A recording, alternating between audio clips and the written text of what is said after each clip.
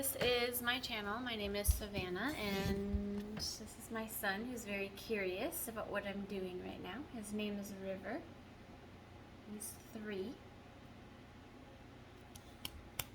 Can you say hello? Don't hurt yourself, baby boy. Silly. Are you silly? So this is our introduction video. And we are just here to share our faith and hopefully help others come to the faith of knowing Jesus Christ. He's so cute. He's curled up with me. And I'm cute. Yeah, you're cute. And then I got cute. Yeah. I got cute. So this isn't going to be a very long video. It's just going to be a slight introduction video. Give me a kiss. Thank you. And I'm sorry it's so distracting. That's just the way real life is. So no need to try to glamorize it. People relate to what's real, right? If you have children, you understand. If you don't have children, you will understand one day. Nothing can prepare you for it, by the way. But it's very rewarding. And challenging, all wrapped into one. So, but we are here just to talk about God and to share our faith. I just want to start out by just saying that I used to have a YouTube ministry. I had some followers on that, and I strayed away from that for many years. I'd say, I'm just going to humble myself and say it was out of fear. The enemy kind of got in there, and I got a little fearful, had some persecution coming my way, and it caused me to be silent for a little bit. I still have a Facebook channel that I post things that God leads me to share, certain revelations and encouraging things. It's basically all about the Lord on there, but I have it restricted to friends, so it's not viewed to the world, and that's where I was getting just a little silent with putting things out there for the world. And it's about time that I stop letting the enemy cause fear in me to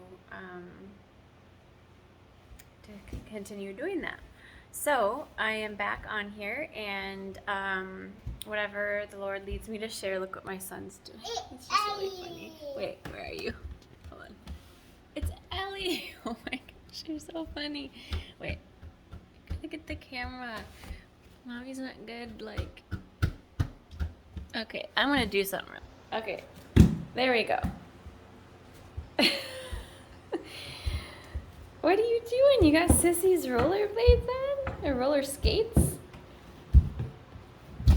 I'm sorry, it's just too funny. And he goes, "It's Ellie!" Which, if anyone watches on Netflix, there's a show called Pocoyo. P-O-C-O...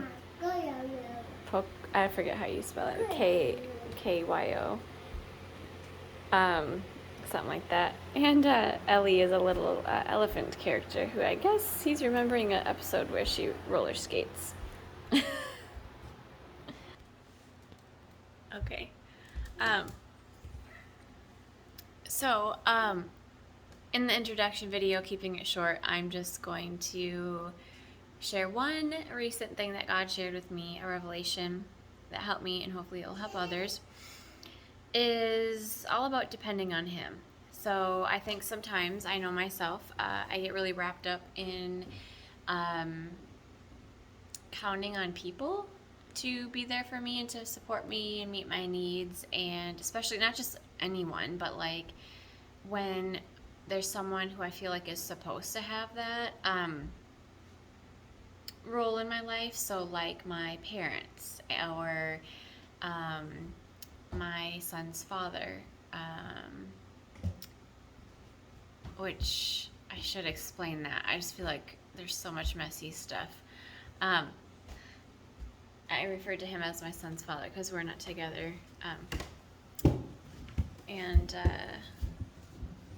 repented of those sins and moving forward. You're so silly. So, but that when we rely on people to meet our needs, people will always fail. They cannot 100% meet our needs because we're imperfect as humans, and the only one who can 100% meet our needs is God.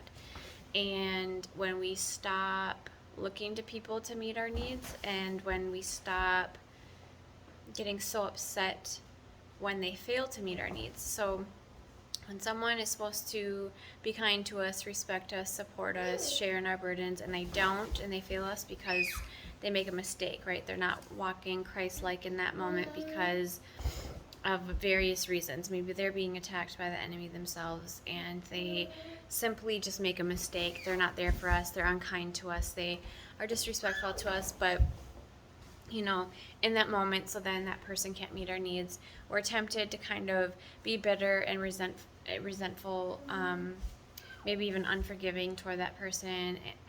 But we have to realize that if we know that they're surrendered to God and that where's River? He's playing hide and seek now. There he is. That, those are the graces that we have to give each other, because we also need those graces ourselves, because we can't be 100% there for someone all the time and behave 100% like Jesus all the time either. So if we stop holding them, or even if they're people that aren't surrendered to God and they hurt us, and it's not just a mistake, maybe it's like different, we still, instead of choosing to hold them in that place of bondage, with bitterness, unforgiveness, resentment, and we just solely trust, like, okay, God, they really hurt us. That was disappointing. That really hurt. But I'm counting on you to meet my needs. It doesn't matter what humans do. I know that you have endless resources to meet my needs. And God can literally meet your needs through anybody. So he, just kind of let me reflect on, when you're out in public and you have a stranger that just comes up to you and gives you a warm, kind smile and just lets you feel appreciated and lets you feel acknowledged and valued, just by that warm smile or acknowledgement. Or someone kindly helping you out in public, offering to help you with something, or just in some random act of kindness, with someone that you don't even know. That's God meeting your needs through multiple resources. There's so many people in the world. He can use anybody. It doesn't have to even be a believer necessarily. Like, it can be literally anybody that he uses.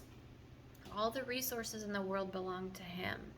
Okay, money, food, just every single resource in this world belongs to him. And he can move those resources to meet your needs. Silly boy. So, but what he showed me is if we don't count on him to meet our needs, and we insist on holding others accountable to meeting our needs and such high expectations for that, and or that we keep them in bondage when they don't meet our needs, and we just keep it as we're like, oh, I can't believe that person did that to me and they should have been there for me, and we refuse to let it go. We're not freeing ourselves up to be able to receive God to meet our needs for the lack of that person. He's curious River.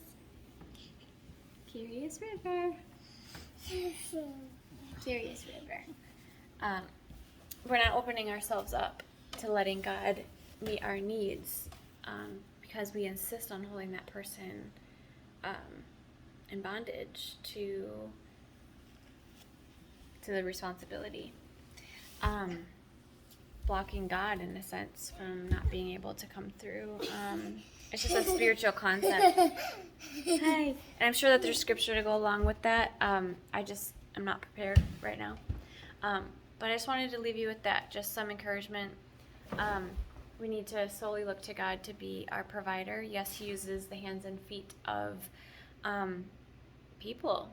We are his hands and feet.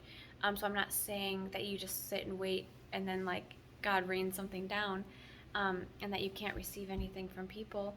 That's not what I'm saying, but you don't expect the people. You solely come to God and ask God and trust God to meet your needs in some way, through someone or something or some resource, and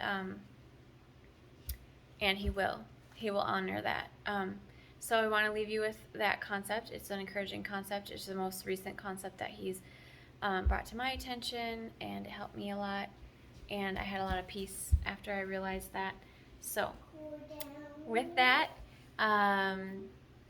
we will be making more content, and thank you for sticking with us through all the distractions, and we're not going down right now. Can you say bye-bye? Wait, can you say bye-bye? Say bye-bye? Bye-bye. See you later. Okay. All right. We will see you next time. God bless.